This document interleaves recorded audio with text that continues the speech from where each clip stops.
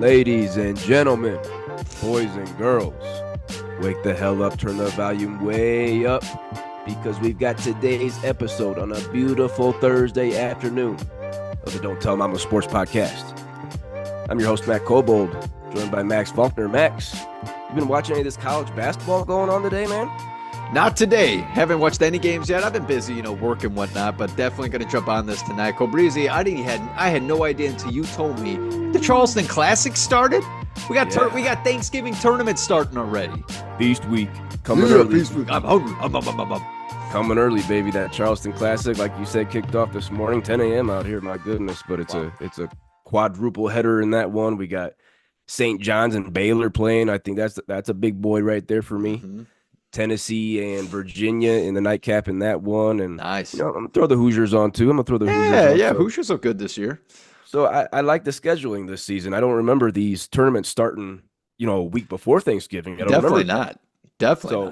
Feast week coming early. I'm super excited about that. What else from you, brother? That's it over here, man. It's actually kind of cold here in Tennessee, dude. It is cold. It was in the 30s this morning for my first morning sessions. It's in the 40s now. So getting out. My wife and I are going to go to the storage unit, go get our winter clothes, put our summer clothes away. It's done. Summer clothes are done. Switching them. Switcheroo. Yeah, it's about that time, definitely. I mean, we're a week away from Thanksgiving, and we got three NFL games on Thanksgiving. We got a Black Friday game. We got a Black Friday game again this year. So a lot of sports going on, and just like every week here on the Don't Tell Mama Sports Podcast, we're going to hit more than one. We're going to hit fantasy football, and we're going to hit college basketball. Anything else from you, Max? Where can the people find this one at? Well, you could always find us here on YouTube or Spotify, iHeartRadio, Apple Podcast, Instagram, Facebook, and X. So find us on those platforms as well, everybody. But other than that, Cobreezy, we got a lot to talk about today, so let's jump right into it. Let's jump into a big performance on Tuesday night. Marquette, Purdue, they were locking horns in Milwaukee. We made a game pick on this. We both picked Purdue. But Marquette got this one by 18, boys, 76-58. But the main story, the guy right behind you, Max, Kam Jones from Memphis. He had 17 points, solid, 13 rebounds, and 10 assists. That's a triple-double, baby. Career highs in both rebounds and assists. He had never hit 10. He had never hit 10 in either. Tyler Kolek leaves. Also, Iguodaro leaves. It's more playmaking, the ball's more in his hands. Interviewed him after the game. Kam Jones said he dedicated this game to his high school coach, Terry Tippett, who passed away over the weekend. Passed away this weekend. He dedicated the game to him, dedicates the season to him. This is Marquette's third triple-double in school history. Oh. And the first since Dwayne Wade in the 2003 Elite Eight. That's right. Took down number one Kentucky in that game to go to the Final Four. Max, what do you think about Kam Jones' performance here against your Boilers? I mean, he had an outstanding game. I obviously watched the game. I turned the game off at like 7 minutes left to go or something. Spicy. I said, I'm done. Too many turnovers. Purdue, who had the lowest turnover margin that they've ever had in school history with 3 against Alabama. They go to Marquette and they put up another 15. Okay, so lots of turnovers. It just was one of those games where it's not fun for if you're a Boilers fan. But Marquette, their defense is, oh man, they get after you. They get into those passing lanes. They get into you, and you can't be a teddy bear. You can't be a teddy bear on that court, man. If you're going to play Marquette, Marquette could be arguably the best defensive team in the game. They're quick as well. They're really quick to get to those passing lanes. So if you're giving little lollipop passes, that's a dunk on the other end easily. And Kam Jones, I was shocked that no guards could guard him. No one. I mean, we had some rookies on him like Gigi Harris and DJ. Miles Colvin came in, I like Colvin on defense, but he didn't really do anything either. But Kam Jones, hands down to you, that was an outstanding game from you. And some of the plays that I've seen you do were like, whoa, nice finish. Kam Jones, we brought it up before, Cobreezy, that we think that he could be up for the Big East Player of the Year, no doubt about it, with Ryan Kalkbrenner and probably Alex Caravan. It's probably between those three for sure. I'm with you right there. I want to hold off on that because I want to agree with you about Marquette. We talked about it on Tuesday with the game pick, how Purdue, the program that Matt Painter is running there, how he's recruiting, developing, and keeping guys. He's not losing guys to the transfer portal. He's not losing guys to the NBA. I think the same can be said about Shaka Smart at Marquette. Guys are staying 3, 4, 5 years. They returned 12 guys from last year. That's big. Whoa, That's that is big. That's big. So big win for Marquette here. But yeah, Max, like you said, Big East Player of the Year conversation. We talked about Ryan Kalkbrenner 2 weeks ago. Right now, he's averaging 26 points, 8.5 rebounds, and 2.5 blocks. While Kam Jones is averaging 22.5 points, 5.5 boards, 6 assists, shooting 64% from the floor and 48% from deep. I think those are your top two guys. If you had to give somebody hardware right now, who are you giving it to, Max? Right now, I mean, you got to give probably Kalkbrenner just because he had that 49-point game. Okay, that was a huge game. But we'll see as the season goes on. Kalkbrenner's numbers are going to come down. 8.5 rebounds ain't enough for me. You already know for being 7 feet tall. I'm with you. Yeah, but if you can keep it over 20 points, then definitely still in the running there. Yeah, I'm with you. Those two guys are head to head right now. Kam Jones shooting 64% from the floor, 48% from the deep. That's crazy, ridiculous. Yeah, but your guy Alex Karaban, he's starting off pretty hot here. 16.5 points, 4.5 boards, 4 assists, and 3.3 blocks per game. Whoa, Alex Karaban. Whoa, more than Kalkbrenner. How about that? I also got to throw in one more name because he's putting up big points in the Big East. Villanova Wildcat Eric Dixon. 24.5 points and 8 boards. So those 4 guys right now is your first team Big East. Might be a bi-weekly discussion here, Big East Player of the Year. Who knows if someone else goes for fucking 40 or another triple-double, but Big East got some good ball players. Heck yeah, they always do. Big East is always fun. Moving along, we got to talk one more college basketball topic here today, Max. We got a big game tomorrow night, Friday night. We got the Duke Blue Devils, ranked 12th in the nation, going to Tucson, Arizona, in the McHale Center, in the 17th ranked Arizona Wildcats. This baby's at 8:30 Mountain Time on ESPN2. Let's not forget, this is a rematch. These teams played last year in Cameron Indoor. We both made this game pick last year, Max. We both picked Duke at home, the second-ranked Blue Devils last year. Arizona was number 12 coming in. Arizona, Caleb Love had a big game, knocked them off in Cameron Indoor by 5, 78-73. We both got that one wrong last year. Let's see what we're thinking about this season. Let's look at Duke first. Max started off 3-1, smacked around Maine, Army, and Wofford before they lost to Kentucky in the Champions Classic. Solid loss. Cooper Flagg right now, the big dog we've been talking about, the number 1 recruit, possible number 1 pick, probable number 1 pick in the draft. He's averaging 16.5 points, 9.5 rebounds, 4 assists, 2 steals, and 2 blocks. Getting it done all across the court, both sides.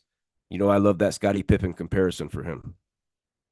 Con Kneppel, another freshman. He's averaging 15, 4, and 3 right now.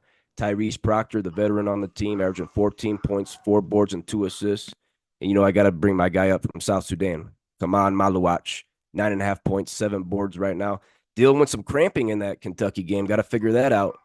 Give me your thoughts on the Duke Blue Devils this season, Max. Yeah, Cobrizi, this is going to be an outstanding game, man. It's going to be an outstanding game. I love both of these teams. I'll be honest, though, with Arizona, I always think they're overrated. I'm going to be honest. Last year, I picked them to go to the Final Four, and that's right. Yeah, I think this might be the last time that I ever do that.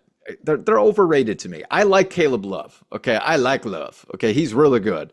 But, we said it before. Pac-12's gone. Where's the competition now? Well, here's the competition, and I think Duke is the better team. I'm going Duke, man. I'm going Duke. I still like the youth of Duke. They're still figuring it out. That game against Kentucky, that was a great game. Up and down the floor the entire game. It was no blowout. It was just it was just a fun game to watch. So I think Duke's going to take down Arizona here. I think Arizona once again is just. I think Cooper Flagg and those bigs. It's going to be too much for Arizona. What do you got, Cobrizi? I want to look at Arizona real quick. They're 2-1. They beat the shit out of Canisius and railed Old Dominion 102-44. 102-44 sure. Beat Old Dominion. But we saw them drop that game last Friday at Wisconsin, 103-88. I believe that's the most points Wisconsin's ever put up against a ranked opponent ever. 103? Yeah. 103. Wisconsin ain't a big scoring team, by the way, No. everybody. They have that system. Okay, that's what everyone talks about. You're part of this system. And yeah, they put up 103 points against Arizona. Where the hell was the defense? Put a damn Ooh. hand up. We talk about Caleb Love, but he is not the leading scorer right now for the Wildcats. We were looking at Jaden Bradley as the leading Ah, yeah, scorer, yeah. 14 and a That's half good. points, 3.5 boards, 2.5 assists. KJ Lewis is the second leading scorer, 12 and a half points, 3.5 boards, 2 assists. And then comes Caleb Love, 11 points per game, 3 rebounds, and 3 assists. Caleb Love is shooting 35% from the floor and 26% from deep. Yikes. He's got to bring those numbers up. My goodness. Ugh. One more name I got to throw in there, big man transfer from Tennessee, Toby Awaka, averaging 10 and a half points, 12 and a half boards, giving him a little presence down low. But yeah, Max, I'm with you. I'm on the Blue Devils again, just like you and I were last year. I think it's going to come down to the 3-point shooting, possibly. Arizona is shooting 27.4% from three. That is ranked 327th in the nation. They're only making 6.7 per game, whereas Duke is shooting 37.2% from deep, making 12 a game. They're almost making 18 more points per game from the 3-point line than Arizona is. That's going to be a big factor. Arizona lost 4 starters. Arizona lost 4 starters from last year. Yep. Caleb Love looks like he might be back to his old ways of chucking that thing and turning it over.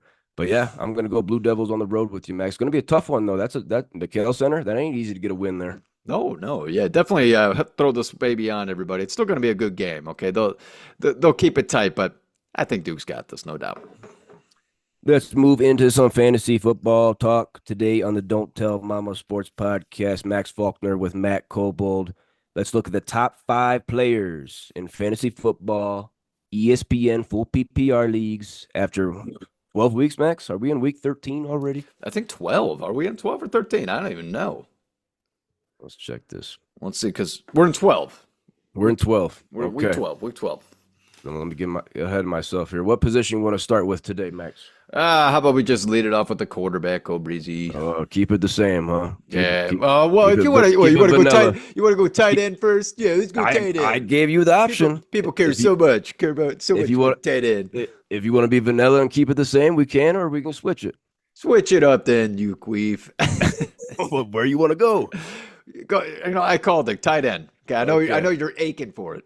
Ooh, why is that? Because you got Brock Bowers. Yeah. Number 5 tight end, though. Let's start at the bottom. Cade Otton, Tampa Bay Buccaneers. He is tied for 3rd amongst tight ends in receptions. Number 4 is Trey McBride, 3rd at the tight end position in receptions and receiving yards. Still has 0 receiving touchdowns this year. Trey McBride, can we find this guy in the red zone? He obviously recovered a fumble in the end zone and rushed one in, but 0 receiving touchdowns and still be tight end 4. I'm impressed. Number 3, Travis Kelce. He's coming back alive now. 2nd amongst tight ends in receptions. Number 2 is George Kittle. He leads tight ends with 7 receiving touchdowns. And yeah, Max, you said it. You know why I'm drooling over here. Brock Bowers, baby, number 1. Las Vegas Raiders. He's the only guy you want on the whole team. Yeah. He leads the tight end position in receptions, receiving yards, and targets. His 70 receptions is 2nd in the whole NFL, just to Jamar Chase. 2nd in the whole NFL. Whoa. Last week at Miami, Brock Bowers had 13 catches for 126 yards and a touchdown on 16 targets. Give me your thoughts about this top 5. Pretty solid top 5 right there. The only, we say it, I swear every time we do this, we're the only surprise is Brock Bowers because he's a rookie. Other than that, you're pretty happy with these guys. We thought Trey McBride would be up there, and I can't believe that he hasn't got into the end zone reception wise. What the heck is going on with that? It's silly. Very silly. But other than that, nothing out of the ordinary, I would say, from the tight end position here. I'll say Cade Otton. Definitely a surprise. Oh, yeah. That guy wasn't in our top 15, maybe not even top 20. Yep. Wide receiver position after 11 weeks, full PPR leagues on ESPN. Number 5 might be the biggest surprise name out of any of these positions. Garrett Wilson of the New York Jets. Welcome. Only because he leads the NFL with 108 targets. He's getting fed. He's getting fed the ball. Number 4, your guy, CeeDee Lamb. He's top 5 in the NFL in receptions, receiving yards, and targets. Number 3, Justin Jefferson, been a keeper in our league, I don't know how many years. 2nd in the NFL in receiving yards. Number 2, the runner-up here, Amon-Ra St. Brown. This guy, This guy's a keeper too. Second in the NFL in receiving touchdowns. He's got an 8-game touchdown streak. He has scored Whoa, straight. whoa. Get out of here. But the number one, the big dog, Cincinnati Bengal, Jamar Chase. He leads the NFL in receptions, receiving yards, and receiving touchdowns. Going for that triple crown this year, Max. Give me your thoughts on that top five. That's a juicy top five right there. Juicy top five. I guess if you're shocked, it'd be Garrett Wilson, but we already knew, Aaron Rodgers was going to feed him like crazy. Okay, we knew that he was going to get as many targets as possible. We even said that, oh, maybe his targets drop a little bit because of Devontae Adams. It's not looking like it. Not looking like it. So good for Garrett Wilson. We were projecting him to be a top 10 wide receiver this year anyway. So, hey, good. You think Jamar Chase gets that triple crown? Oh yeah, we talked about this. I think it was last week. It's going to be a tight race, man. It's going to be a tight race. These receivers are good. They're all good. Amon-Ra St. Brown with an 8-game touchdown streak. That's ridiculous. Crazy. I think when it comes to that, it's going to be really tough to keep up. But considering that Cincinnati has to play from behind right now, like Detroit's in the playoffs. Okay, you already know they're in the playoffs. Okay, as the favorite, they got to be the favorite right now. The way that they're putting up points. But the Bengals, they could still be in it, right? So they gotta start using Jamar Chase as much as possible. I think it's a high possibility that he can get that triple crown, Cole Breezy. And yeah, their defense sucks, so they're always gonna have to be throwing, coming from behind. Chucking. Let's look at the running backs here. The top five. 4 of these guys are on bye this week. 4 of these top 5 running backs are on bye this week. So good luck if you. Hopefully you've made some arrangements beforehand. Number 5, another New York Jet here, Breece Hall. He's got over 1,000 scrimmage yards and 6 touchdowns. We got Bijan Robinson coming in at number 4. He's got over 1,100 scrimmage yards and 7 touchdowns. Number 3, even after Taysom Hill's big week, we got Alvin Kamara still. He leads the running back position in receptions, receiving yards, and targets. Number 2, your guy, Saquon Barkley. Second in the NFL in rushing yards. And number 1, still the big dog. Over my left shoulder, people were saying he's too old. People were saying he's not going to get the ball like he did in Tennessee. The number 1, the horse, the biggest bell cow in the NFL, Derrick Henry. My favorite player, number 1 running back right now, leads the NFL in rushing yards and rushing touchdowns. Give me your thoughts on that top 5 from the running back position. Another juicy top 5 right there. I'm not shocked by any of these guys. Okay, I know. See, like you already said, oh, Derrick Henry's too old. Dude, he got put into this offense that is just a scoring. Like they've always been a scoring offense. That's all they do is score. Now you get an offensive line that actually blocks for you, dude. He's feasting. He's feasting on feast week, Cole Breezy. Feasting on feast week. He looks hungry, and yeah, Alvin Kamara being number 3, a lot of volume there, and the Saints aren't even good. So I think Alvin Kamara might be my biggest surprise right there. Sure. Looking at the quarterback position here, top 5, number 5, still hanging on, Max. Still hanging on, coming off a bye week. Baker Blazer Mayfield. Knew it. Top 5 in the NFL in completions, passing yards, and passing touchdowns. He's slinging it around. He is. I actually watched a thing on him last night where he I don't know what channel it was on. It just popped up on whatever freaking app. But he went undercover with all the super fans of the Bucks, and they did a whole tour of the facility and the weight room, the locker room, and practice facility. And he was under disguise, and everybody was talking about him the whole time. And it really funny because no one knew it was Baker. So it was pretty cool. That's funny. Check that out. But the number 4 quarterback right now is Josh Allen. He's second amongst quarterbacks in rushing touchdowns. He's getting it done across the board. Jalen Hurts, your guy, Max, comes in at number 3. He leads the quarterback position with 11 rushing touchdowns. Tush push, baby. Tush push. Yeah, tush push. They came out and said when asked about Saquon's goal line touches, coach said, well, you usually you lose yards on a tush push, so he's not going away from it. It's working. Number 2, quarterback, Joe Burrow.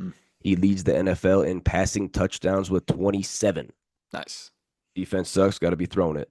But the number 1 quarterback, going back to Baltimore, Lamar Jackson. He leads the quarterbacks in rushing yards, and he's actually second in passing touchdowns. I don't know if he's ever been that high in his career in passing touchdowns. So Lamar having a great year. Baker sliding in there. What do you think about this top 5? Top five is pretty good. I think we're all thinking the same thing, though. Can we believe that Patty Mahomes is not in this top five? Can Well, we you're can we can talking we to the guy believe who this? fucking drafted him. You're talking to the guy who fucking drafted Go him. Breezy. I know that you and I were because you drafted him right after I drafted Jalen Hurts, but I was thinking about it. Dodged Because a I bullet. looked at my big board. I looked at my big board, and I was like, I got Jalen Hurts as my number one quarterback. Why in the hell would I go Patty Great Mahomes? call. Great And call. I'm glad I stuck to my big board because damn it, that would have sucked. I definitely wasted a sixth or seventh rounder there on Patty Mahomes.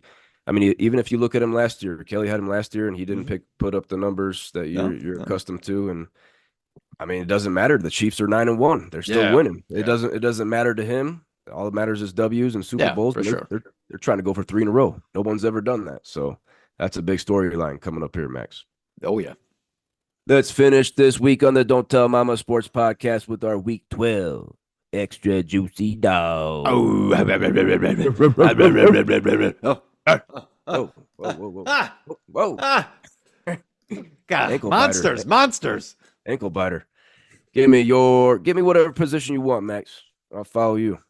All right. Well, I'm gonna start with the quarterback. All right, because Yeah. that's what we have written here Keep it the first. same. Yep. All right, Cole Breezy, I'm leading it off with Bo Nix. Going Bo Nix taking on Las Vegas. You kidding me? Las Vegas blows. They blow. Las Vegas is ranked 25th against quarterbacks this year. They have to go to Vegas, but Bo Nix will be all right. Last week he had 307 passing yards, 4 touchdowns. That's 32.5 fantasy points. Cobrizzi, he's ranked 7th among quarterbacks in our fantasy football league. In our fantasy football league. Uh-huh. Ugh. And all I got to say is this the rookie of the year? Do you think he's the rookie of the year, Cobrizzi? Him or Jaden Daniels. Him or Jaden Daniels. It's gonna be a decision because Jaden Washington's winning games too. They got a better Yeah. record than Denver. But yeah, Bo Nix might be the biggest surprise coming out here to Denver. Team sucked last year. Team fucking blew, and we didn't expect a lot of wins. And Broncos are fighting for the playoffs. So hell of a season from Bo Nix. I wish I would have picked him up in our league. I got him in our other league. I scooped him up in our other league. But Bo Nix, I mean, he might be one of the best quarterback pickups this season. Yeah, no doubt about it. If he's still in your on your waivers, go get him right now. Go get him. Has to. QB7. That's Go get that's him. one of the biggest surprises right there. My extra juicy dog for week 12 is going to be quarterback Justin Herbert from the Los Angeles Chargers. He's playing Baltimore. This is the Hardball Bowl, Max. Jimmy and Oh, Johnny. fun! I totally Yep. forgot. That's gonna be fun. Jimmy and Johnny going duking it out. Herbert this season, he's quarterback 15. We kind of expected that with the run heavy scheme coming over. He's quarterback 15 on the season, but his last 4 weeks have been his top 4 performances of the season. He scored 24, 19, 19, and 24 fantasy points. Nice. Justin Herbert has 1 interception on the season. No starter can say that. Nope. Say that. 1 interception. The Chargers in this game against the Ravens, 3-point home underdogs. Going to have to be throwing that baby 50.5 point over under. That's tied for the highest on the week. A lot of points coming. Ravens, we've talked about it plenty of times here. They're 30th against the quarterback position in fantasy football. Justin Herbert, baby, he wants to win this for Jimmy. Fire up Herbert if you need it. If you got guys, if you got maybe Brock Purdy, who's CJ Stroud, throw in Justin Herbert, boys. Love that pick, Cobrizzi. You better believe he's in my other fantasy lineup for this week. Not our league, but our other league. You already know. I didn't know that. Oh yeah, he's in there. He's in there. All right, Cobrizzi, let's move over to the running back position. I don't even think we brought up this guy yet this year, but I'm going with Brian Robinson Jr. from Yep. Washington Commanders taking on Dallas, dude. How many times do we have to bring up that Dallas just blows? They suck. They suck offensively. They suck defensively. Dallas is ranked 30th against the run. Okay, he's back and ready to roll, Cole Breezy. Oh, yeah. You know, last week after missing 2 games due to a knee injury, he got himself into the end zone. He also had 63 rushing yards just to get himself back into it, just to get back into it. Solid. I think Washington's going to run the ball like crazy. They're going to run all over Dallas because they can. They can just do whatever the hell they want. And I'm counting my buddy, Mr. Tutty, for Brian Robinson Jr. Hello. As soon as they get on that goal line, they love pushing Brian Robinson in there. So let's go. Yeah, definitely a good season for Brian Robinson. Great pick. Yeah, they're gonna run all over Dallas, and I hope I hope Jaden Daniels can get one or two. Can Jaden Daniels run one or two in? Damn it. Yeah. Eckler and fucking what McNichols or whoever it is. Yeah, what the fuck? Get out of here. I Get hate out how of they here. squeeze in McNichols. That actually pisses me off. My extra juicy dog at the running back position for week 12. Just like you said, I don't think we've talked about this guy much this year. He's having a career year. James Conner. James Conner Yeah. of the Arizona Cardinals. They're playing at Seattle. He's RB16. He's RB16 right now. 16 plus carries in 7 of his 10 games. That's a lot of volume. Last week, he set season highs with 5 receptions and 80 receiving yards. So Kyler's starting to dump it down to him a little bit. But this is where I get nervous. This is where I get nervous with James Conner. Of course, he's only played more than 13 games twice in his career.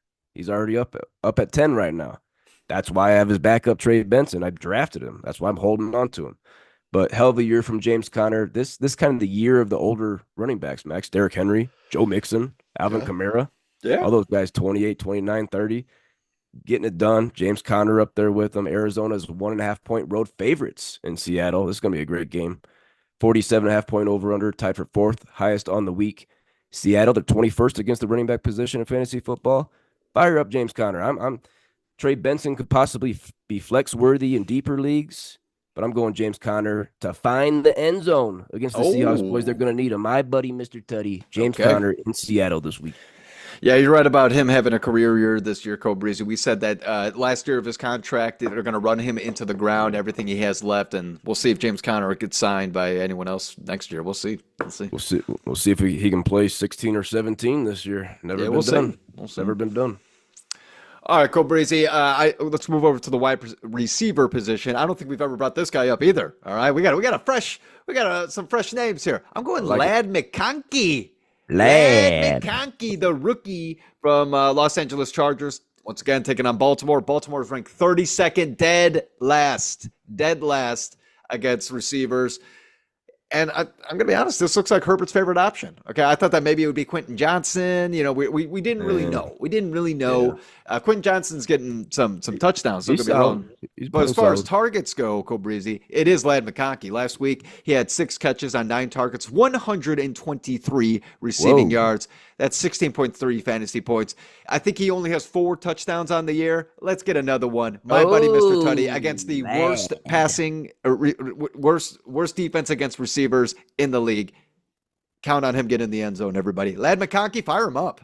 I like that. I almost went that stack with Justin Herbert. You know, Baltimore dead last, like you said, against the wide receiver position. But yeah, I like my Georgia boys. Ladd McConkey. He's going to be a player. My extra juicy dog at the wide receiver position for week 12. I don't know if we've talked much about this guy either, Max. I'm just saying it again. New York Giant Malik Neighbors versus the Bucks. He's wide receiver 13 this year, full PPR leagues. He's 4th in the NFL with 94 targets, but he leads the league in targets per game. He missed, I believe, 2 games. He's averaging 11.8 targets per game. They're feeding him in New York. They're feeding him almost 12 a game. His targets each game, 10, 11, 13, 8, 15, 12, 18, 7. That's a lot of volume. We know Danny Dookie Jones just got benched this week. Tommy DeVito's coming in. But I don't think it really matters. It really matters. Tommy DeVito. He's the offense. Yeah. It's all about Neighbors. Danny DeVito started plenty of games last year for Dookie Jones. Did you see Dookie Jones got put to 4th string quarterback, and he's playing safety with the scout team? Really? They're done with him. Yeah, they're done with Danny Dimes. There's a big clause in his contract, just like we saw with Russell Wilson last season out here in Denver, where if he gets hurt, if Daniel Jones gets hurt, then he gets his money. He gets his money fully guaranteed. So New York's not playing him. New York's not playing him. But Malik Neighbors, fire him up. The Giants are 5.5-point home underdogs. Tommy DeVito's going to have to chuck it 25, 30 times. Tampa Bay, they're 26th against the wide receiver position. Outside of Tyrone Tracy Jr., you don't want any other New York Giant. Nope. Fire up Malik Neighbors. I love my Malik Neighbors, one of the bright young faces here in the league. Good call. Real quickly, did Arizona make a mistake drafting Marvin Harrison Jr. over Malik Neighbors? Oh my.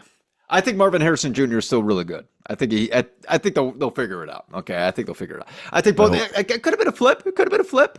But They're both really, really good. I wouldn't say it was a mistake. Nah. All right. Let's move over to the tight end for the Extra Juicy Dawgs. Go Brazy, we haven't talked about this guy too often. I'm sure we brought him up, okay, but not too often. Sam Laporta. Laporta body. Yeah, bringing him up, going up against Indiana in Indiana. Indiana's ranked 26th against the tight end. Last week, Sam Laporta had 3 catches on 6 targets for 66 yards, and he had a tutty. He got in that end zone. Uh-oh.